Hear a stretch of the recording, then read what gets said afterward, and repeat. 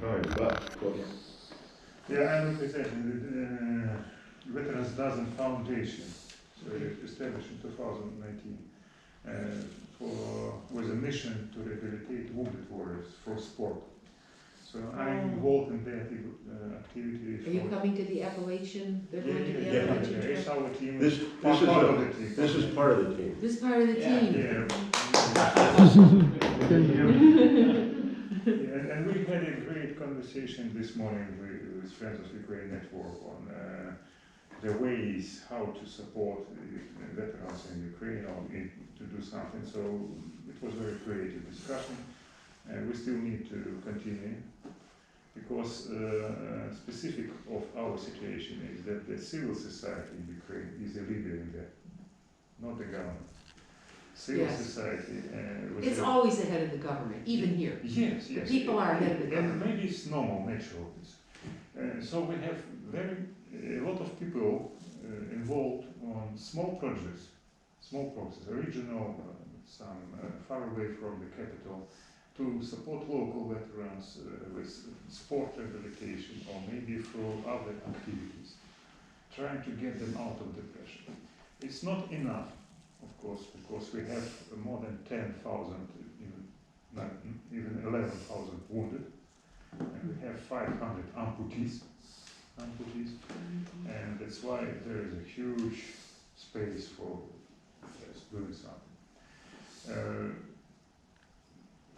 For us, important that we have opportunities and procedures how our veterans can engage with U.S. veterans, Yes. first of all. Yes. Because, as I mentioned, the best way of mental rehabilitation and physical rehabilitation is first to encourage veteran to do something in sport, give him a light at the end of the tunnel, give him support during the training, then the competition itself, and during this competition he has to meet veterans from other countries who are trying to do the same, to communicate with them, and this communication is the very strong power in mental rehabilitation. And our foundation, we do it like select people among veterans with injuries, encourage them to train for 5-6 months with the purpose to take part in competition abroad. For them, most of them, they've never been abroad. It's a kind of incentive. Yes, yes. And then, in the end, we bring them here in the US or maybe the UK or maybe Europe for the competitions or joint events with the veterans from other countries. US, UK, Poland, and Georgia. And during this event, walking together, running together, living together on the same barracks. For example, like Marine Corps Marathon do it for us here during Marine Corps Marathon. We live together in Quantico barracks. Unfortunately, due to COVID restrictions, it's stopped for a while, but next year it will open once again. And that contributes a lot. And we have to encourage veterans associations here to be engaged with Ukrainian, for example, veterans associations, to have that joint events. We invite American veterans from 2018 to Ukraine. So in 2018 we had a joint 10K race in Kyiv with the 10 Americans. Some of them from Chicago, some of them from Texas. They flew to Ukraine. We provided accommodation, transportation, and meal. We had a joint cultural program, and they do the same for us when we arrive here. And that kind of activity, that kind of rush, it creates an atmosphere for veterans not to be forgotten, abandoned. But most important, it presents, it creates it is an example for others that it's possible to do, that is interesting, that is attractive, and by this encouraging other veterans to join us. That's the course.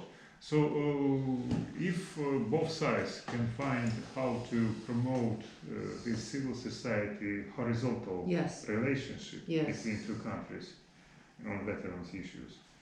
It would be great for it. Have- You mentioned maybe you met our Minister of Veterans Yes. Affairs. Yes, and I know that United States assists in building up this register for veterans in Ukraine, digitizing records about the veterans. There's But the government is very slow. very slow, Yeah. but So- they have to do it. They Yes, have to they do have it. to do it. It's a basic job. But the internet provides us with so many opportunities to link to veterans. And so, for example, Ukraine's about the size of Texas, right? So, if you think of a network across your country, and I'm sorry I can't speak Ukrainian, I'm very sorry. But the internet can help us so much, and you don't need the government for that. That's something, for example, with the Ukrainian American Veterans Association, just making friends with some of our veterans who are American veterans, but they happen to be of Ukrainian heritage. They do great work. They do great work.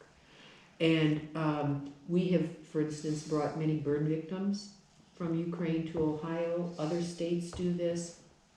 And we establish friendships. So for the younger people who are really good at the internet, right, like Anya's good at the internet, I want you to think a little bit about how that might work, separate from the government.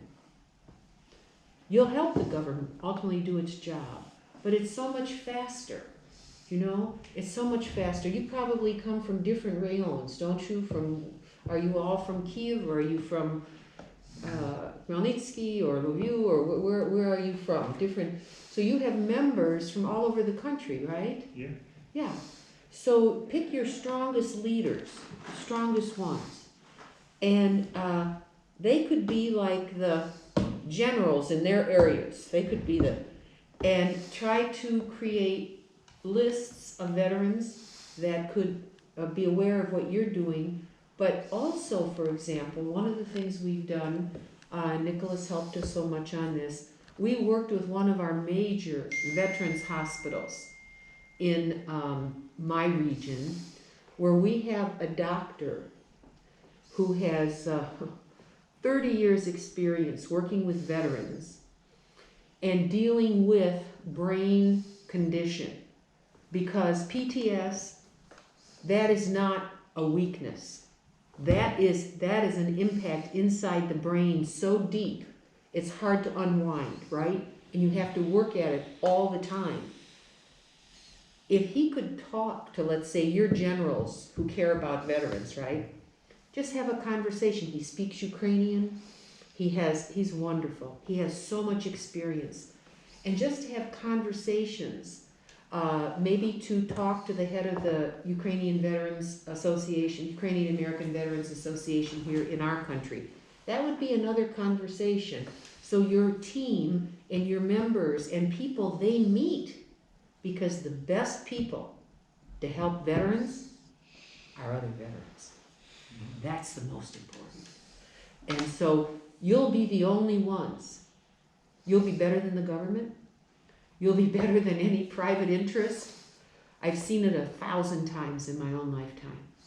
So by developing this ability to communicate, and that's something our country, both philanthropy plus our government giving money to Ukraine, to set up these sites. It doesn't have to be a building. It could be somebody's house, where you're the general for that region for these veterans, and they identify their needs, whatever they might be. The Ukraine government so far on veterans, and I don't even remember how many presidents I've worked with, the health system is so behind. But here, we could bring you doctors through the internet who could talk with your members. Any subject they want to bring up. Anyone you want to bring up. You make a list, and we could do that. Mr. Quigley, who was here before me, he represents Chicago. I mean, do you realize how many Ukrainian Americans live there? And how many assets there are in Chicago? And just if the Ukrainian American community of Chicago knew that you needed computers, let's say, I bet you they'd raise the money for you to equip each of you. So I'm just saying that I call this the informal sector, the voluntary sector. While we work with your government to make things happen, there's a lot we can do on our own. And that would help you reach more veterans. I know Nicholas and I, one time we were in Ukraine, and this memory still sticks with me. We were near, was it Vinnytsia? Zhytomyr, okay, Zhytomyr. And we met a family, they're more of a farm family, but the father had fought, the father. What a wonderful man. And now the son was at the front in Ukraine. But the father and son both felt that they had conditions that resulted from their military service. And it's not wise to send someone like that back to the front. Not right away until they're more stabilized. And I thought, wow. And I know in your country, because I have met veterans who are older now, but they fought for the Soviets in Afghanistan, and they were so sick. They were so sick. And of course, that government will do nothing, including for their veterans. So there's no heritage in your country for the care of veterans. We're just starting. We're just beginning that. And I guess I'm frustrated because I thought our government would do more to help the Ukrainian government stand up a center for veterans that would be more effective. I don't really know exactly what's taken so long. The government is very slow, but I think privately, we're not talking about China, with 1 billion people. We're talking about Ukraine, where there is internet service, we can actually do some interesting things, and you could pick the topics. Maybe it's, how to come to the Paralympics. Maybe it's sports, or to talk to other veterans from our country, from Poland, from Lithuania, wherever. Just to have conversations is then you don't feel alone. Then you know that other people. Last night I was at a big dinner at the Lithuanian embassy. And what were we talking about? The Ukrainian ambassador was there. And many other ambassadors. We were talking about you. And I thought, the problem is we talk to one another, but they don't know that we care, that we're interested in what's happening in Ukraine, and we want to do more to assist the country, but also the veterans of the country. So just think about something creative. I wish you could come to me and say, Congresswoman, you know what? We got this idea. We want to set up 4 places. And so this man is going to handle it here, here, here. And we want you to provide us with 3 doctors that can talk to us about this, this, and this. And we'll do it. If you give me a specific request, maybe I can't do it, but I and my colleagues would like to try. And that way, it takes you. Maybe you say to me, well, we'd like to talk to the Ukrainian American Veterans Association once every 4 months. Okay, great. Then you can communicate with them. And I think it would make us feel good if we could deliver. I wish you would come to me and say, Congresswoman, I'd like you to find a doctor, and I know who I pick, and we want him to tell us, to diagnose some of our patients through the internet.